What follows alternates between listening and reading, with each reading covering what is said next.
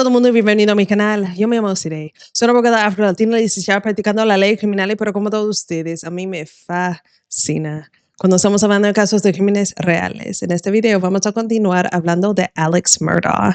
Si quieren más video en español, nada más dime allá abajo. Hi everyone and welcome back to my channel. My name is Desiree. I'm a licensed and practicing Afro-Latina criminal attorney who much like the rest of you, has a severe fascination with true crime cases. Listen, you guys, in our last video where we discussed Alexander Murdaugh, we read his motion to the court requesting a new trial. Now, we already know that he was granted his new trial, but what are we going to go through today? We're going to go through the order of the judges who made the decision to grant him the new trial so we can all have a better understanding of why the decision was made. I keep hitting myself on this microphone. Without any further ado, let's go ahead and get into it. As you guys can see here, it says the state of South Carolina in the Supreme Court. The state is the respondent. Richard Alexander Murdaugh is the appellant. Reversed and remanded. This opinion was opinion number 28329. It was heard February 11th, 2026, filed May 13th of 2026. Per Curiam, for 6 weeks in early 2023, the eyes of the nation focused on Colleton County, where the state prosecuted notorious former attorney Richard Alexander Murdaugh for the murders of his wife Maggie and son Paul. Both the state and Murdaugh's defense skillfully presented their cases to the jury as the trial court deftly presided over this complicated and high-profile matter. However, their efforts were in vain, because the Colleton County Clerk of Court, Rebecca Hill, placed her fingers on the scales of justice, thereby denying Murdaugh his right to a fair trial by an impartial jury. Our justice system provides, indeed demands, that every person is entitled to a fair trial, which includes an impartial jury untainted by external forces bent on influencing the jury towards a biased verdict. Although we are aware of the time, money, and effort expended for this lengthy trial, we have no choice but to reverse the denial of Murdaugh's motion for a new trial due to Hill's improper external influences on the jury and remand for a new trial. Because we order a new trial on this basis, it is not necessary that we review every evidentiary issue Murdaugh raises on appeal from his conviction. However, we address the admissibility of Murdaugh's financial crimes to offer guidance on this thorny issue to the trial court on remand. Let's just stop right there and talk about the per curiam section. What does that really mean? You know, lawyers like to be fancy and stuff, and they like to use different words and phrases and languages and stuff, but per curiam is just a Latin phrase meaning order, the court's order. That's really all it means. And what did we learn in the court's order? We learned exactly what I told you in my last video, that Rebecca Hill decided to tamper with the impartiality of the jurors. And because of that, Murdaugh was denied his right to a fair and impartial jury. Does that make sense? So although, as this first segment states, it's going to take a lot of time, a lot of money, a lot of effort, a lot of everything to retry him, they have no choice because she did such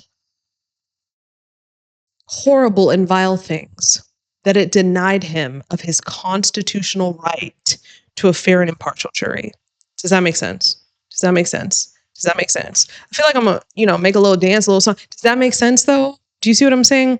Anyways, let's get into what else is said. Factual and procedural background. On March 2nd, 2023, Murdaugh was convicted of the murders of his wife, Margaret Murdaugh, and his son, Paul Murdaugh, as well as 2 counts of possession of a weapon during the commission of a violent crime.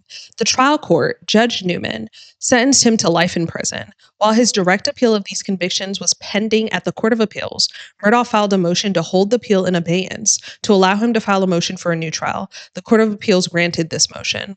On October 27th of 2023, Murdaugh moved for a new trial, asserting Hill tampered with the jury by 1, advising it not to believe Murdaugh's testimony and other defense evidence, 2, pressuring it to reach a quick guilty verdict, and 3, misrepresenting information to the trial court in an attempt to have the court remove a juror she believed to favor the defense. He attached affidavits from several jurors to support his motion. Chief Justice Beatty appointed former Chief Justice Toll post-trial court to preside over this motion, as the trial court judge had recused himself. The post-trial court conducted the hearing of this motion on January 26th and 29th of 2024. During the hearing, the post-trial court asked each juror if the guilty verdict was an accurate statement about their verdict at the time, whether their verdict was based entirely on testimony, evidence, and law presented in the case, whether they heard Hill make any comment about the case before the verdict, and whether their verdict was influenced in any way by any communications by Hill. Juror X, who testified on the first day of the hearing, acknowledged hearing Hill say before Murdaugh's testimony, "Looks like the defendant is going to testify.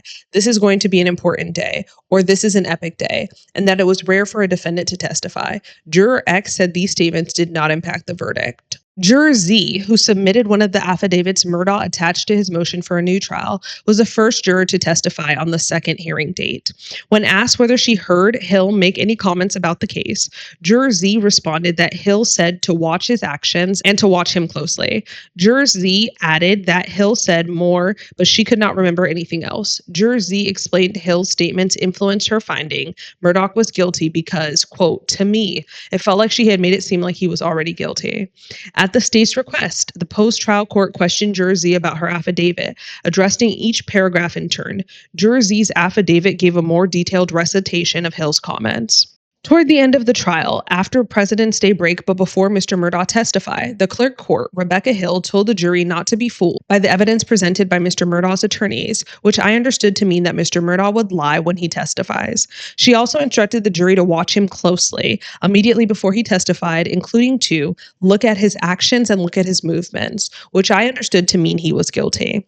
Juror Z testified that when the jury began deliberations, Hill told the jury, "This shouldn't take long." In addition, referencing Hill's statements, Juror Z averred in her affidavit, "I had questions about Mr. Murdaugh's guilt, but voted guilty because I felt pressured by the other jurors." After reviewing the affidavit, the post-trial court questioned Juror Z. "I asked you previously, was your verdict on March 2nd, 2023 influenced in any way by communications from Becky Hill, the court of clerk?" You answered that question, yes. In light of what you said in the affidavit, which is, "I had questions about Mr. Murdaugh's guilt, but voted guilty because I felt pressured by the other jurors," is that answer that I just read a more accurate statement of how you felt? Juror Z answered affirmatively. The post-trial court then asked if she stood by the affidavit, and she answered yes. Juror Z subsequently submitted an affidavit to clarify her testimony, in which she explained that she felt influenced to find Murdaugh guilty by Hill's remarks before she entered the jury room, and once deliberations began, she felt additional pressure from the other jurors to reach a guilty verdict. Although the post-trial court did not admit the affidavit, it accepted it as a proffer. Thus, the affidavit is part of the record before this court. Juror P testified that on the day Murdaugh was to take the stand, Hill made a comment to watch his body language. He denied Hill's comments influenced him in any way. The remaining jurors testified that they did not hear Hill make any comments about the case, and they were not influenced by any comments Hill made. Following the jurors' testimony, the state called Hill as a witness. Although Hill denied making most of the comments the jurors related, she admitted that on the day Murdaugh testified, and within earshot of some jurors, she spoke to the bailiff about Murdaugh's decision to testify. She also stated that she gave the jurors a little talk, instructing them to pay attention and that the day was a big day. She denied attempting to influence the jury. In discussing her book, Behind the Doors of Justice, The Murdaugh Murders, Hill claimed literary license to explain some of the more dramatic passages. She denied wanting a guilty verdict because it would sell more books, claiming the outcome of the trial did not matter to her, but she acknowledged as a true passage in which she stated she believed Murdaugh was guilty, but was concerned he would be acquitted because of his family's goodwill in the community. The post-trial court also questioned Hill about the favors she granted the media. Hill denied allowing the press to view the exhibits, including the sealed exhibits. However, she subsequently pled guilty to perjury stemming from this denial. Although the post-trial court limited discussion of Juror 785, whom the trial court dismissed on the day deliberations began for allegedly discussing the case with third parties, it allowed Murdaugh to question Hill about bringing to the trial court's attention social media posts that Hill mistakenly believed were from Juror 785's ex-husband. Hill claimed that the juror was very talkative while Hill walked her to the trial court's chamber and volunteered that there were restraining orders on her ex-husband when they were divorced. In response to the post-trial court's questioning, Hill continued to deny initiating or engaging the juror in discussion of these matters. In contrast to Hill's testimony, Juror 785 averred at the hearing before the trial court and in an affidavit Murdaugh attached to his motion for a new trial that Hill interrogated her about the social media posts and whether she had been in contact with her ex-husband. In the affidavit, Juror 785 related that Hill, knowing the juror's fears about her ex-husband, informed her that law enforcement officers questioned the ex-husband about the post, offered to reinstate restraining orders Juror 785 had against him, and speculated that the Murdaughs probably got to the ex-husband when he called Juror 785 on the morning of the verdict. Juror 785 asserted Hill asked whether she and the other jurors were inclined to vote guilty or not and told her that everything Murdaugh said had been lies. She also stated that before Murdaugh testified, Hill told the jurors not to be fooled by the evidence Murdaugh's attorneys presented. Rhonda McElveen, the Barnwell County Clerk of Court who assisted Hill with the trial, testified that Hill repeatedly told her she wanted to write a book so she could buy a lake house and a guilty verdict would be the best way to sell books. McElveen testified that after hearing Hill had given a juror a ride home, McElveen counseled her that it was inappropriate, and while Hill admitted she gave the juror a ride, she claimed the bailiff was with them and they did not discuss the case. Although McElveen did not hear Hill say anything inappropriate to the jurors, she stated that Hill made comments to her, staff, and media members strikingly similar to those Juror Z reported, such as advising them not to be fooled by Murdaugh's attorneys and to look at Murdaugh's actions and movements while he testified. Finally, McElveen testified that Hill seated a writer with court personnel. This writer wrote the foreword for Hill's book. Next, Murdaugh called the alternate juror to testify. She described the incident in which Hill made her comments before Murdaugh put up his case, stating that while the jurors were assembled in one of the jury rooms or were standing in the hall, Hill stood at the doorway and told them, "Don't let them confuse you or convince you or throw you off." The alternate juror also testified that Hill told the jurors not to be nervous and don't be afraid to show your emotions because that's what they want to see. The alternate juror related she heard a court staff member say deliberations should not take long, but she could not remember who said it. In its order, the post-trial court declared the burden was on Murdaugh to show both an external influence on the jury and prejudice from that influence. It then found Hill made improper comments to the jurors on the day Murdaugh testified, e.g., "This is an important day" or "This is an epic day," and that they should watch Murdaugh's body language. The post-trial court determined Hill's denial of making these statements was not credible, finding Hill wanted to write a book which she believed a guilty verdict would help sell. She was attracted by the siren call of celebrity, and she allowed her desire for the public attention of the moment to overcome her duty to her oath of office and her oath as a witness. Next, the post-trial court found that these comments did not affect any juror's verdict. It explained Juror Z's assertions that Hill's comment affected her verdict were ambivalent, self-contradictory, and not credible, emphasizing Juror Z had acknowledged statements in her affidavit that she had voted due to pressure from other jurors was the more accurate statement. The post-trial court further found that Hill's comments were limited in subject and not overt, as to opinion were only heard by at most 3 jurors and were made in case with overwhelming and compelling evidence, and that the trial court's extensive instructions cured any effect from these comments. The post-trial court concluded that while it found Murdaugh had failed to meet his burden to prove prejudice, any presumption of prejudice was overcome. It therefore denied Murdaugh's motion for a new trial. Murdaugh timely appealed to the Court of Appeals. This court certified the appeal of the denial of the motion of a new trial and subsequently consolidated it with the direct appeal. Now let's stop right here and just talk about what that means. What does it actually mean? It just means that Murdaugh was behind the scenes filing several motions with several courts, and some courts were decided that he did not prove that there was ample prejudice and that his verdict was impacted by the prejudice of Hill's comments to the jurors, right? But then this court, as we're reading, says, well, that's not true. That is not true. And here is why. Let's go into their rationale about why exactly they feel that he is deserving of a new trial after Hill's maniacal actions. Murdaugh argues he was denied his constitutional right to a fair trial by an impartial jury free from outside influences. He asserts that following Remmer v. United States, prejudice should be presumed from Hill's comments to the jury and that the presumption is irrebuttable. In the alternative, he contends the state failed to rebut the presumption of prejudice. The state argues the jury convicted Murdaugh because he was obviously guilty and not because 3 jurors heard Hill's foolish and fleeting comments about his upcoming testimony. It contends that the post-trial court correctly declined to presume prejudice, and any assumption of prejudice was rebuttable. We agree with Murdaugh. Prejudice is presumed from Hill's comments, and while this presumption is rebuttable, the state failed to overcome this presumption. Okay, let me stop right here and tell you guys what that means. So what that means is the court is saying that they agree with Murdaugh in that it finds that Hill's statements were prejudicial. It is further saying that the state had a right to rebut the presumption of prejudice, but it failed to do so. Some examples of the state rebutting the presumption of prejudice, would be them introducing evidence to the contrary. But I'm trying to give you specific examples, like, I don't know, it seems like only a fair, limited number of jurors testified at this hearing, if I'm reading this correctly. Maybe introducing some of the jurors that said something to the contrary.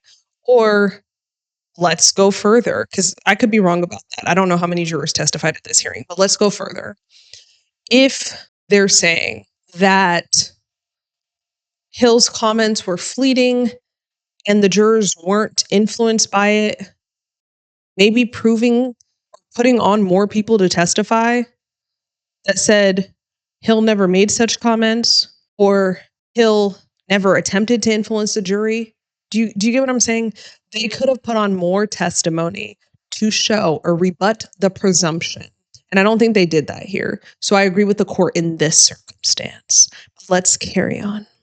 The Supreme Court noted its holdings requiring an evidentiary hearing where extrinsic influence or relationships have tainted the deliberation do not detract from, but rather harmonize with, the weighty government interest in insulating the jury's deliberative process. Thus, while a probing factual inquiry, not only permissible but necessary, when a third party makes extrajudicial contact with a juror, the rule prohibits all inquiry into a juror's mental process in connection with the verdict. We find that the plain language of Rule 606B, SCRE, authorizes jurors to testify about improper, extraneous comments by a third party, but not on the comments' effects on the juror's deliberative process. While, as the Fourth Court recognized, Rule 606B at the time makes it more difficult to determine whether a new trial is warranted, sound policy supports the rule and outweighs any inconvenience or difficulty the rule imposes. The state must meet its burden of rebutting the Remmer presumption without exceeding the limits of the rule. We therefore hold that the post-trial court erred in questioning the jurors about whether Hill's comments influenced their verdicts and in relying on the jurors' answers in its prejudice analysis. The state contends Murdaugh cannot complain about the post-trial court questioning Juror Z regarding her affidavit because Murdaugh submitted the affidavit to the post-trial court with his motion for a new trial. We disagree. The purpose of Rule 606B is to preserve the sanctity of the jury room, protecting the jury system and citizens who make it work. This right was not Murdaugh's to waive. Thus, the portion of Juror Z's affidavit in which she disclosed her mental process in reaching her verdict was inadmissible. The post-trial court erred in questioning her about the portion of the affidavit, and the post-trial court should have not considered that portion in ruling on the new trial motion. Now, why did the post-trial court err in this court's opinion? Well, because the court should not have questioned her on her mental health and her mental processes. That's what this court is saying. And when it did that, it erred. And that error lends to the decision to giving Murdaugh a new trial. Does that make sense? Let's go ahead and continue. We also hold the post-trial court erred in finding lack of prejudice because Hill's comments were limited in subject and not overt as to opinion, were only heard by at most 3 jurors, and were made in a case with overwhelming and compelling evidence. We reiterate, the burden is on the state to rebut the presumption of prejudice. First, the post-trial court erred in finding Hill's comments were limited in subject and not overt as to opinion. Hill clearly advised the jurors to find Murdaugh and the evidence he presented not credible, and essentially urged them to render a guilty verdict. Hill's position as the Colleton County Clerk of Court, an officer of the court who managed the trial and was the primary caretaker of the jury, amplified the impact Hill's comments had on the jury. Hill was elected by the very people who make up the Colleton County jury pool. Next, The limited number of jurors who acknowledged hearing Hill's improper comments did not reduce their prejudicial effect. As the Supreme Court explained, a criminal defendant is entitled to be tried by 12, not 9, or even 10, impartial and unprejudiced jurors. In addition, in the context of a jury tainted by external influences, the strength of the state's case does not necessarily warrant a finding that the state met its burden of proving lack of prejudice. The state certainly produced considerable evidence here, and arguably, reasonable minds may debate whether the evidence here was overwhelming. In the situation before us, notwithstanding the strength of the prosecution's case, the state is unable to overcome the presumption of prejudice. The state's case rested largely on circumstantial evidence, and Murdaugh's credibility was a key component of his defense. Hill's repeated comments challenging Murdaugh's credibility directly undermined this defense. Hill's egregious improper jury interference went to the heart of the case and unquestionably was intended to push the jury to a guilty verdict. The breathtaking and disgraceful effort of Hill to undermine the jury process is unprecedented in South Carolina. Okay, let me stop right here and explain what that means. Do you guys remember how earlier I was trying to give examples of ways that the state could rebut the presumption of prejudice that was made from Hill's comments? Do you remember? And I was like, well, maybe they could have had other people testify that Hill didn't make such comments or whatever, just kind of spitballing, right? What the court is saying here is the state presented ample evidence, but none of that was adequate enough to rebut the presumption that Hill's comments had on Murdaugh's credibility. Does that make sense? So basically what it is saying is she made comments about his credibility. The key component of his defense was his testimony, i.e. his credibility. And because of that, the evidence you introduce, state, cannot rebut the presumption of prejudice here. Does that make sense? Let's get into what they say next. Finally, we hold the state has not met its burden of proving the trial court's instructions to the jury cured any prejudice arising from Hill's comments. Generally, an instruction to disregard incompetent evidence is deemed to have cured the error. Moreover, jurors are presumed to follow the law as instructed to them. Here, the trial court gave the standard instructions and admonishments to the jury, none of which provided guidance on what to do when the Colleton County Clerk of Court, an officer of the court, made comments disparaging Murdaugh's credibility and urging the jury to reject his defense. The trial court never had the opportunity to even attempt to cure the prejudicial effect of Hill's comments because they did not come to light until months after the trial.